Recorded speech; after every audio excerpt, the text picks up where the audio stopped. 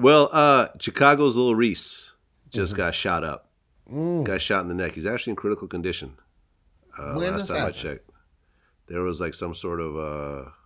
They said it was like a wild, like car chase. His car was shot at like 12 times, and he was shot in the neck. Critical condition. I've never actually met him.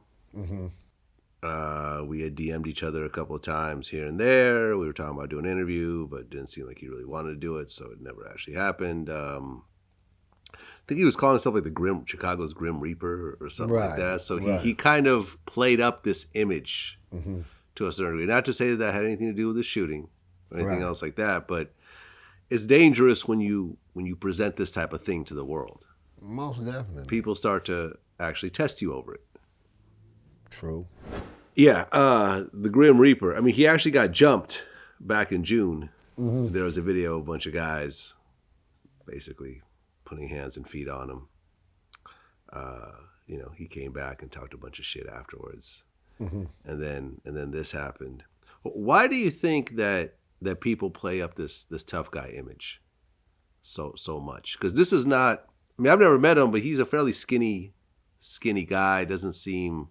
Not to say that he can or can't fight. I have no idea, but not a very imposing looking figure. Them be some of the most dangerous motherfuckers. Yeah. Yeah. Yeah. I mean, I've known different individuals that actually would dress up like old ladies and stuff like that, vagrants, all that, to get up next to people and pop them. I really knew people that did that. I heard about it before I actually met some of these people. I'm like, oh, that's real dramatic. Ain't nobody going through all that motherfucking shit. But no, really. And man, some of the people who you wouldn't even expect, mild-mannered look. Go back and look at some of the mob hitmen. Some of they wasn't no big 6'4", 300-pound motherfuckers. Some of them just look like the average Joe. Walk right up and pull that thing out and dust you off and keep on going. Well, the boogeyman of the South is Lil J. James Prince was a fairly short guy. Yes. And that's one of the most feared people in the Southern Hemisphere of America. Yeah. Right. Not that I know anything that specifically happened. Everyone's heard stories here and there. It is what it is. I would not personally want to cross this guy. Nah. I've always maintained a good relationship with his camp. Good. But yeah, man, those little guys are, well, I guess they have to compensate. They got to show you. What compensation could be a part of it, but at the same time, if you really are a part of that life and that lifestyle, what else you gonna talk about?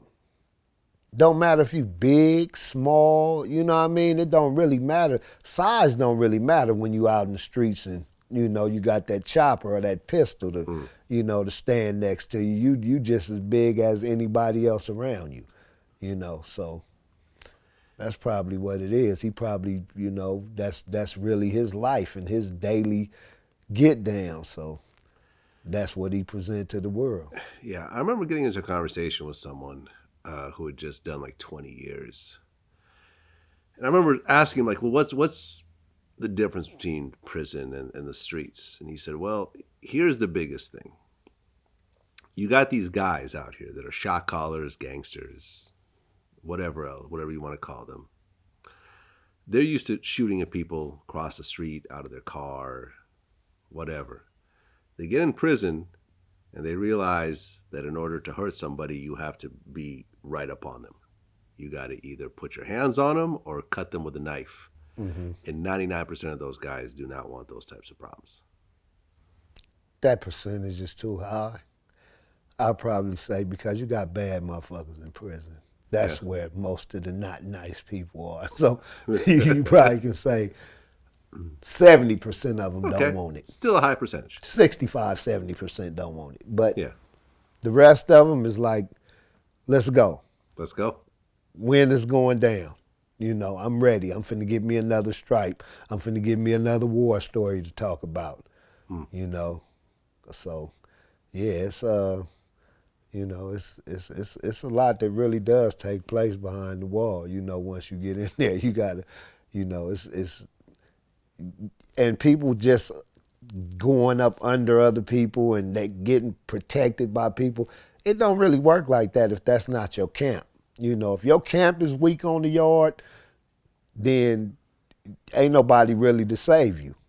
Well, how would it work? Okay, so let's just say a Kodak Black, right? Mm-hmm. He gets put in a prison. I mean, he's in the feds, right? Yeah, So I he don't gets, know. I don't know nothing about the feds. right. So I've he never gets been put in there. a federal prison, and let's just say whatever clique he associates with is just non-existent in there. Could he hire some head type guy in that prison to basically say, okay, he's under my protection and everything is cool from that point on, or does it not really work that way? Well, like I said again, I don't know nothing about the feds. Never been there. Don't know the guidelines. Okay. Nothing. How they operate in the state Yeah. where I've been several times.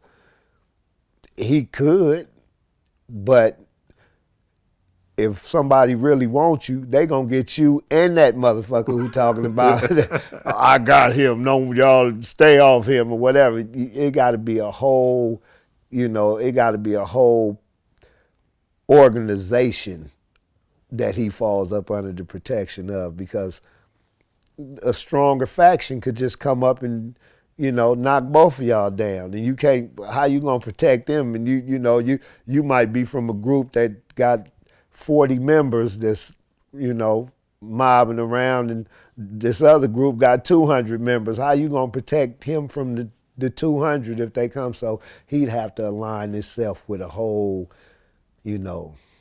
established clique, Huh. behind the wall, which probably gonna happen. You know what I'm saying? He's probably gonna, take care of a couple of people. Hey, Kodak, hey, homie, my homies, this, that, and the other. We got you. I fuck with your music, and homies come fuck with us, and he buy everybody TVs, and put 5,000-10,000 on everybody's books, and he probably be He'll be all right. Yeah, he'd be comfortable. If he chooses to go that route, he might be like, fuck all y'all. I ain't giving nobody shit. Do what y'all got to do, and earn his respect up in there, because he don't strike me as a punk. Yeah. He don't. He just don't. I don't. Never met him. I like one of my guys I was telling you about. I used to involve with. He sold him a dog before, and we was gonna go out there and mess with Kodak at his spot for a couple of days, but I had something to do, and he had something that he wanted to do, so we didn't go out there. But he sold him a dog, and that's the closest I came to parlaying with him. But I wouldn't fuck with him if I wasn't doing nothing, because I like his music, and he talked that shit. Well, best of luck to Kodak Black. I never met Best him, of never been around him. Best Hopefully he goes in there and comes out focused on his career and his freedom. He will. And he's got a son. He will. Yeah. No, That's because what you're I'm going to have people up in there that's going to mentor him. Yeah. Really, when he gets through with all the bullshit, when the dust settle and all that, it's going to be like, hey, brother, you need to study this. Since you this kind of person, you can go out and you ain't got to have these people in position for you. You can run this yourself, or you can put people in that position to do this, tell them what kind of books to read. So you got some very intelligent people, that's sitting behind the wall, because, all they do is have time to research and study things. So, well, right, Master P actually, up. Master P tried to mentor him at one point, and then like after a certain point, he goes, okay, well, why don't you sign to me, whatever? And Kodak was like, I'm not giving you any money for this, and he kind of like dissed Master P afterwards, and P was like, hey man, this is a business. I flew all your guys out. We had some meetings, but at some point, if you want to keep working together, it has to be a business, and Kodak Black wasn't feeling that, so that was the end of that relationship. And had he been under P, there's a better chance that he wouldn't be in this position.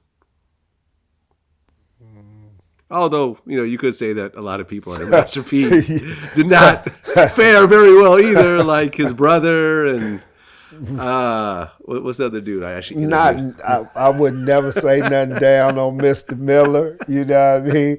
Percy is another boogeyman. I'm not scared of him personally, but I respect him a great deal. And he does have a tendency to make a lot of the right moves for people that's around him. And I think Kodak really would have benefited from being a part of his Yeah. camp. But to say, okay, we've been parlaying a couple of times, so, now come ride up under my banner.